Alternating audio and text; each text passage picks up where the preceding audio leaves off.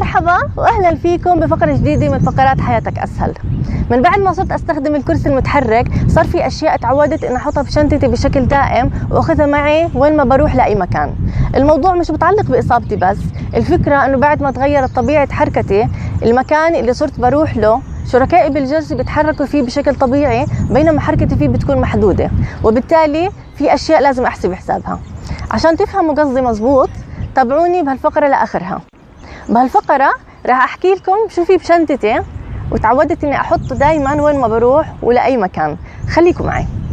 أكيد من أول الأشياء لازم تكون بشنطتنا حتى لو ما كنا من ذوي الإعاقة هي كيس دواء صغير أو علبة دواء صغيرة. أكيد إذا كنا بنستخدم دواء بانتظام أو لحين الحاجة، ومرات ممكن يكون مسكن. الفكرة إن يكون معنا بشنطتنا بشكل دائم على سبيل الاحتياط جرعة أو جرعتين من أدويتنا، لأنه ما بنعرف الظروف ممكن تخلينا نتأخر برا البيت في موعد دوانا، وممكن نطلع برا البيت برضو كثير بكير قبل موعد دوانا. بس إحنا بنكون عارفين بكل الأحوال إنه إحنا معنا احتياط بهالشنطة أدويتنا اللي بناخذها وقت ما نحتاجها. بس طبعا لازم كل فترة وفترة نشيك على هالأدوية على مدة صلاحيتها عشان ما تكون خالصة وإحنا مش عارفين، وما نكون كمان أخذناها وإحنا برا البيت ونكون حاسبين حسابنا إنه معنا دواء بعدين نكتشف إنه إحنا أخذناه في طلعات قبل هيك، فبنكتشف إنه إحنا ما معنا هاي الأدوية. فلازم نشيك عليها بشكل دوري. ثاني شيء اللي هي أدوات النظافة مثل مناديل مبللة والكحول.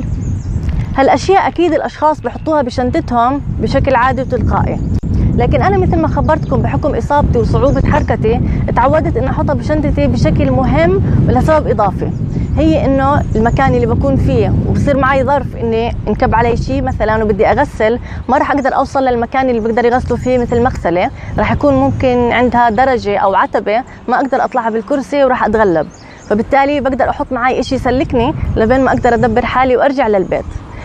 فوضعي راح يكون غير عن وضع غيري في هالأدوات النظافة اللي تكون معي، أنا بحتاجها بشكل كثير ضروري وكثير طارئ وكثير مهم، فلازم أخليها بشنطتي بشكل دائم ومستمر. ومن الأشياء اللي ممكن تستفيدوا منها لنفس سبب صعوبة الحركة وتكون بشنطتكم وممكن تكون موجودة بشنطة الأشخاص اللي من غير ذوي الإعاقة كمان، هي أدوات زي الإبرة وخيط ودبوس وغيره. في إشي ثاني كمان ممكن تستفيدوا منه، هو كيس نظيف وجديد. هالكيس أنا أنقذني بظروف طارئة كثير مرت فيها. أغلب الأشخاص اللي عندهم صعوبة حركة وبيستخدموا أدوات مساعدة حتى يتحركوا من مكان لمكان ما بيعرفوا يحملوا أكثر من غرض لما بدهم ينقلوه من مكان لمكان. هالكيس كثير بيساعدكم، حتى لو كان كيس أحسن من هيك، كيس قماش ممكن يكون، أو كيس يعني أجمد من هيك. ممكن كمان ينقذكم في ظروف صحية طارئة لما تجيكم مغص وبدكم تستفرغوا. هالكيس بينقذكم لما ما تكونوا عارفين وين تروحوا، إذا كان المكان في درجة أو عتبة للمكان اللي بدكم تروحوا فيه. هالأشياء كثير بتساعدكم لظروف طارئة أنتم ما بتعرفوها. وهاي الشنطة ما بقدر أحكي عنها بالتفصيل لأنها بتخص كل شخص حسب إصابته، بحط فيها الأدوات اللي بتساعده لنفس السبب اللي حكينا عنه بالأدوية. ممكن أشخاص يحطوا فيها السماعة الطبية اللي بتخصهم وأدوات تنظيفها، ممكن يحطوا فيها أدوات القسطرة أو دايبر، ممكن يحطوا أدوات المساعدة على الإمساك والتحكم، أي شيء ممكن يساعدهم برضو في ظروف طارئة. وهاي العلبة احذروا شو هي. هاي علبة فيها تراب ناعم ونظيف. أكيد إذا حدا منكم حكى مع المفتي وسألوا شو الطريقة للتيمم إذا ما كنتوا تقدروا تستخدموا المي للوضوء، راح يكون حكى لكم إنه التيمم بالتراب أو بحجر. هالعلبة كثير بتساعدكم لما تكونوا في مكان وبدكم تتيمموا عشان تصلوا. في غرضين كمان تعودت إنهم يكونوا بشنطتي بحكم إني مستخدمة للكرسي المتحرك. واحد منهم اللي هي عدة الكرسي اللي بتيجي مع الكرسي لما تستلموه، حتى لو ما اجت معه عدة ممكن انتم تجمعوا له عدة تحطوا فيها الادوات اللي بتحتاجوها، حتى ممكن تحطوا فيها البراغي اللي بتفيدكم لو ضاع برغي مهم في الكرسي وفلت من الكرسي. الغرض الثاني اللي هو الكفوف الرياضية. هالكفوف تقدروا تجيبوها من محل بيع الادوات الرياضية. انا بصراحة هاي الكفوف بتفيدني لما بمشي بالكرسي لمسافة طويلة. الكرسي مع الاستخدام الطويل والمسافة الطويلة بيعمل خشونة بالايدين وبصير موجود فيه جلد او لحم ميت. غير هيك انه لما بتمشوا بالكرسي على منحدر أو على ارض منحدرة بتكون تضطروا انكم تمسكوا الحلقة اللي على العجل لحتى تخففوا السرعة او لحتى توقفوا الكرسي.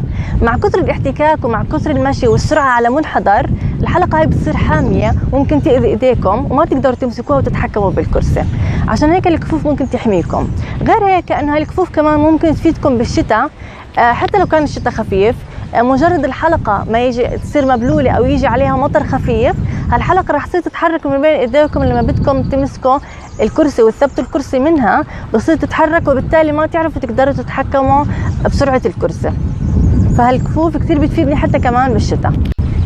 هاي الأشياء اللي تعودت إني أحطها بشنطتي كشخص من ذوي الإعاقة. طبعا غير الأشياء الخاصة في أنا كهبة، مثل قلم، دفتر، سبراي، كريم إيدين، أي شيء. انتم كمان احكوا لنا شو الاشياء اللي بتستخدموها وبتحطوها بشنطتكم كاشخاص من ذوي الاعاقه لحتى الكل يستفيد منها. اكتبوا لنا اياها بالتعليقات تحت، وشوفوني بالفقره الجاي. دمتم طيبين.